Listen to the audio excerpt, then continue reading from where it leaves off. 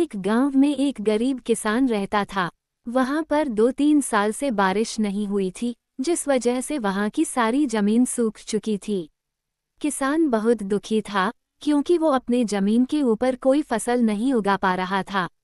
सर्दी का मौसम था। आज किसान पेड़ के नीचे आराम कर रहा था। तभी उसे वहां एक सांप नजर आया। वह सांप अपना फन फैलाए हुए बैठा हुआ था। किसान के मन में एक बात आई, ये सांप काफी सालों से यहाँ रहता है, इसे भी इस अकाल के समय में मेरी तरह खाना ढूंढने में परेशानी होगी। फिर गरीब किसान ने मन ही मन ये तय किया कि वो हर रोज सांप को एक कटोरी दूध पिलाएगा। अगले ही दिन किसान एक कटोरी में दूध ले आया और सांप के बिल के पास रखकर कहने लगा, हे नागराज, आपको मेरा प्रणाम। मैंने कभी ध्यान नहीं दिया कि आप भी यही रहते हैं। सूखे की वजह से मैं तो परेशान हूँ और मुझे लगता है आपको भी परेशानी हो रही होगी, इसलिए अब से मैं रोज आपको एक कटोरी दूध पिलाया करूँगा।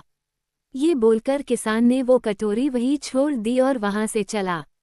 अगले दिन सुबह जब वो कटोरी लेने वापस आया तो उसने देखा कि कटोरी में कुछ चमक रहा है। किसान ने कटोरी को उठाकर देखा तो उसके अंदर एक सोने का सिक्का था। फिर किसान हर रोज सांप को एक कटोरी दूध पिलाता और अगले दिन सुबह हर रोज उसे एक सोने का सिक्का मिलता। एक दिन किसान को किसी काम से शहर जाना था और उसने अपने बेटे को ये जिम्मेदारी सौंपी। उसने अपने बेटे को कहा, बेटा ध्यान से एक कटोरी दूध सांप के बिल के पास रख देना।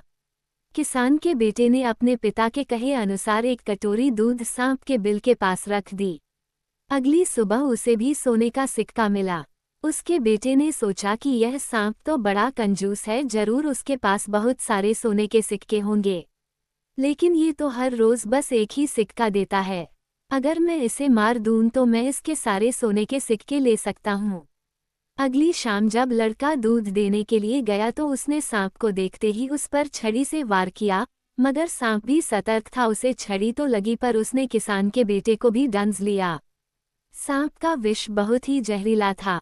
देखते ही देखते किसान के बेटे की मौत हो गई और जख्मी सांप अपने बिल में वापस चला गया। जब किसान वापस लौटकर आया तो उसे अपने बेटे की मृत्यु के बारे में पता चला। साथ ही वो बहुत दुखी और क्रोधित होकर सांप के बिल के पास उसे मारने पहुंचा। तभी उसने सांप को देखा कि सांप को भी काफी चोट आई है। उसे देखते ही वह समझ गया कि उसके बेटे ने सांप पर हमला किया होगा। वो समझ गया कि परिस्थिति ही कुछ ऐसी हो गई होगी कि सांप ने उसके बेटे को डसा होगा। उसने हाथ जोड़कर सांप से माफी मांगी और सांप से अपने बेटे को वापस लाने के लिए कहा।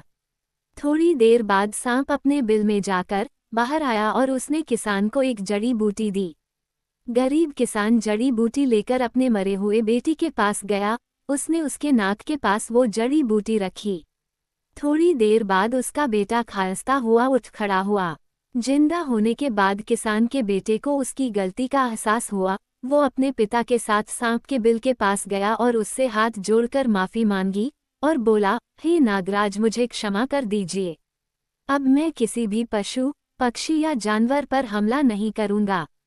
मुझे क्षमा दान दें। सांप ने भी खुश होकर अपना सिर हिलाया और वापस अपने बिल में चला गया।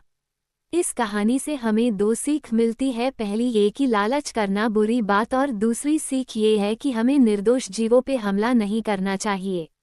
हमें उन्हें बिल्कुल भी परेशान नहीं करना चाहिए। हमें उम्मीद है आपको ये कहानी जरूर पसंद आई होगी। ऐसी ही कहानी सुनने के लिए जुड़े रहिए हमसे। हम जल्द ही मिलते हैं एक और नई कहानी के साथ। तब तक के लिए धन्यवाद।